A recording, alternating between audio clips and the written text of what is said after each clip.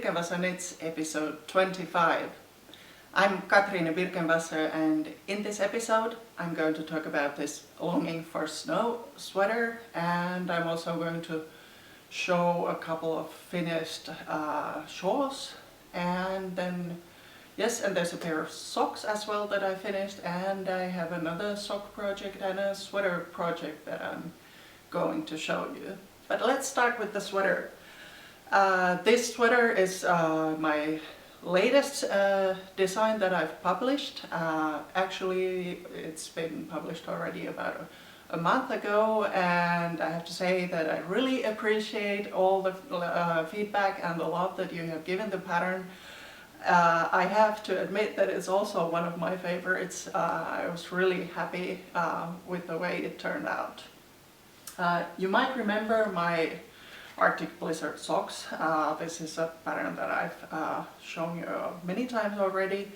This is my, let's say, my most favorited pattern, and also the one with most projects. There's over 400 pairs of Arctic Blizzard socks on Ravelry.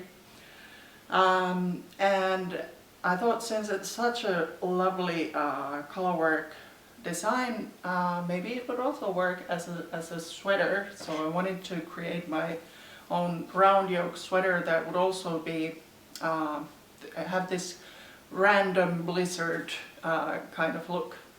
So instead of your regular colorwork round yoke sweater where you have a tiny pattern that's repeated around the yoke, with this one you have just a couple of large chunks. Basically, you can see where the big snowflakes are. That's always one chart, so you repeat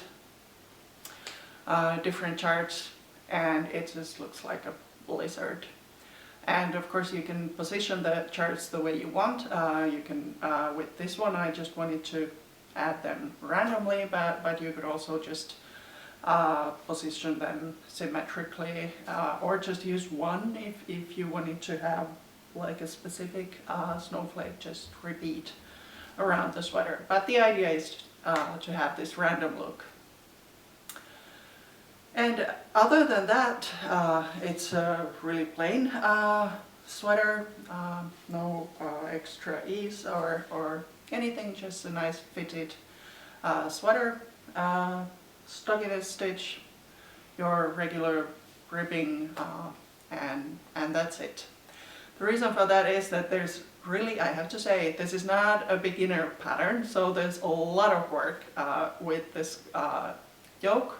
So the color work, it needs your attention. So the good thing with the small charts that are repeated several times is that you can basically just have a look at what the row is and maybe have 3 stitches color 1, then 2 stitches color 2, and whatever.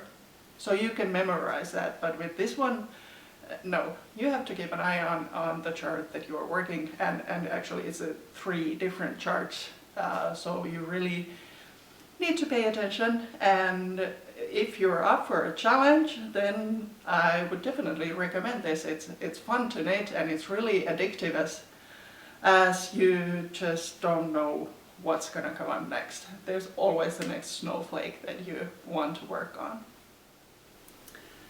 This pattern was a collaboration with Lanitium x Machina, so thank you Nea for the gorgeous yarn.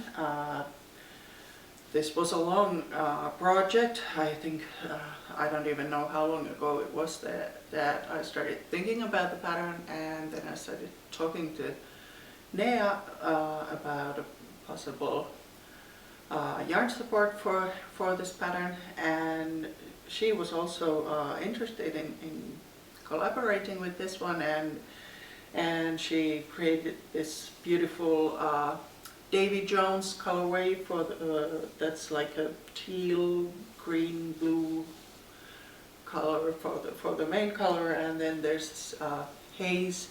It's a light gray contrast color that I'm using. And then, of course, after we had talked about it, then it took some time for her to dye the yarns and get the based. It's a merino silk. It's 50-50 merino and silk. So to get the base, then get the yarn to me, then it took I don't know how long for me to knit the sample, and then of course I had to give my test knitters time to work on their samples. So it has been a long project, but I'm really glad that the pattern is out now. And as you can see from the pattern pictures, the photos were taken last winter when it was when there was actually snow on the ground.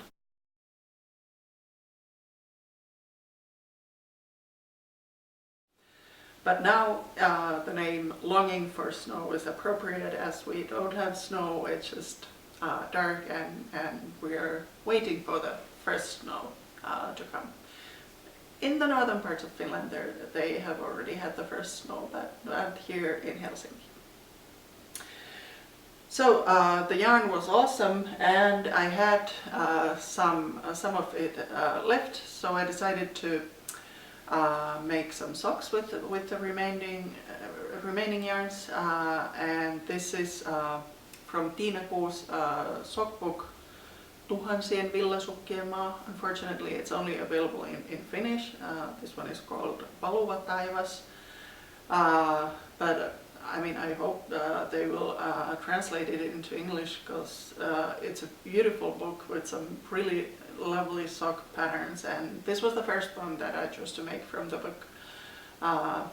It has this color work after the cuff and before the toes, so it's a top-down pattern, but then there's some texture in between that kind of mimics the color work, and it's a really lovely pattern. So I was going to make these for Anna, who you know as my model in Birkevassa knits, but I mean, I have made several pairs of socks for her, and she keeps wearing these socks that, I mean, it's not like there was a hole in their heels, they just don't have heels anymore. So I think the eco-friendly way would be to mend, I mean, you probably need to make an afterthought heel and just knit a whole new heel for the socks, but it's just something that's like not very exciting, so it's much more fun to make completely new pairs of socks. So I was gonna make these for her, but it just happened that these are my size, so she might not be getting these. I'll just have to knit her something else from, I mean, that Tiina Kuu's book, it's just full of gorgeous patterns, so I'm sure I'll find something that I'll be able to knit for her. Okay, but I wanted to show you a couple of other finished items, and they are shawls. So the first one, these are both from something that I've shown you in the previous episodes. So this one is the Treelight shawl by Susanne Sommer, and this was a festival shawl from Jyväskylä Summer Knit Festival, so it was in the festival booklet, the pattern. And I bought the yarn at the festival, so this is Fru Valborg's merino sock yarn. And yeah, I'm going to make socks with what was left over from this one. Also another pair from Tiina Kuu's book. So yeah, so the book is full of awesome sock patterns for scrap yarn or leftover yarn projects, so highly recommend it. Yeah, but then I have another finished shawl, and this is the one I mentioned in the previous episode. This is Anna Johanna's Hummingbird mystery knit-along shawl. So I was thinking about joining the mystery knit-along, and I did, and I'm glad I did. It was really a fun knit-along. I think, well, it's only the second mystery knit-along that I've joined, but what I've seen from other mystery knit-alongs, they usually, I think, have 4 or 5 stages. But this one had maybe more than 10, I don't even recall how many. and that meant that there was a new clue every 2 or 3 days, which was great because you didn't have time to get bored or lose track of what was going on. So starting from the middle triangle, the shawl just keeps moving outward, and there's sections with brioche, and there are eyelets and short rows and moss stitch and all kinds of different textures and working with 3 colors. It's a really lovely project, and it's a nice shawl, of course, as well.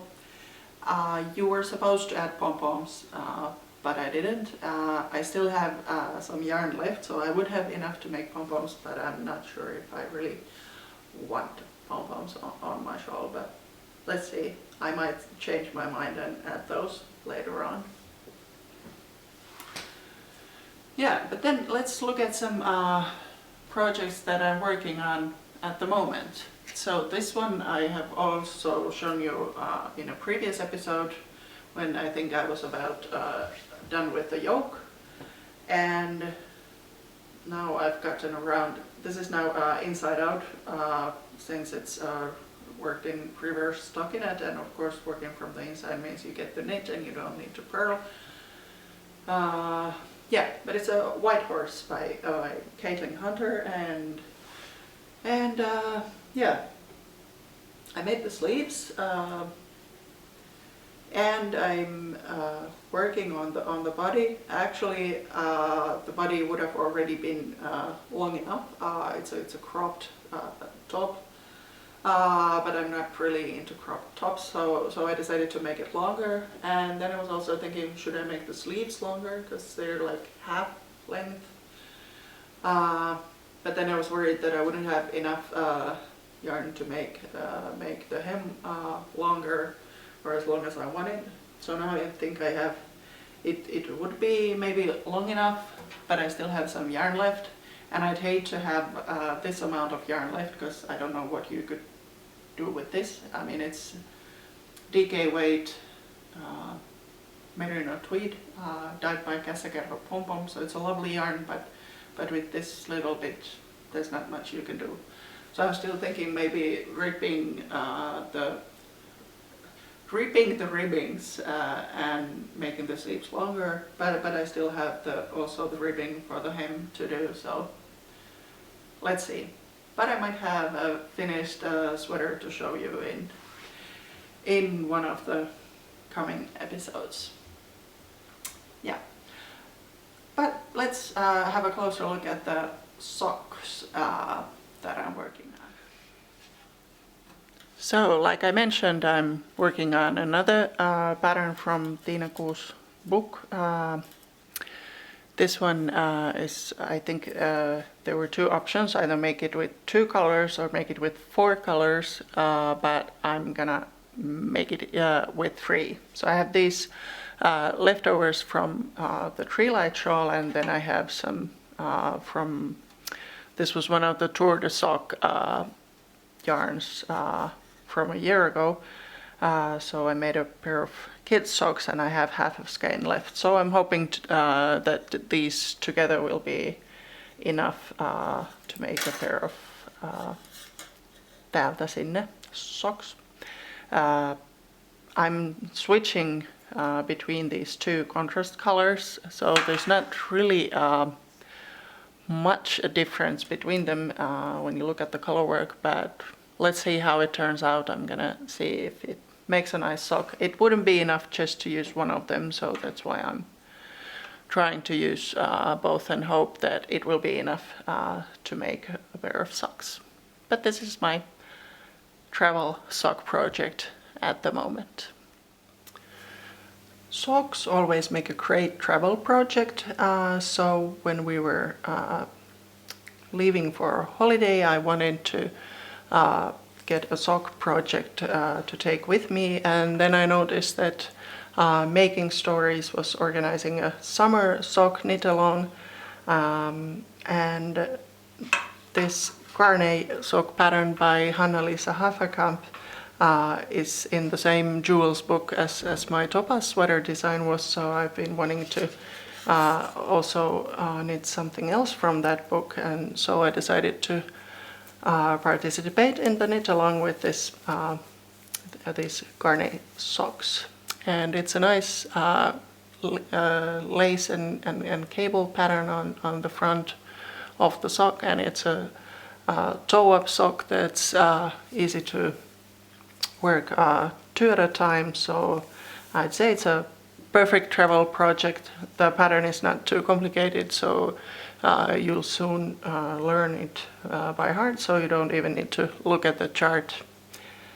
And the yarn that I'm using is Skein Queen Splendid. That was leftovers from my second Arctic Blizzard sock project, so I used this color for the snowflakes, so they were kind of blue green colored snowflakes, and now they're going to be a nice pair of socks.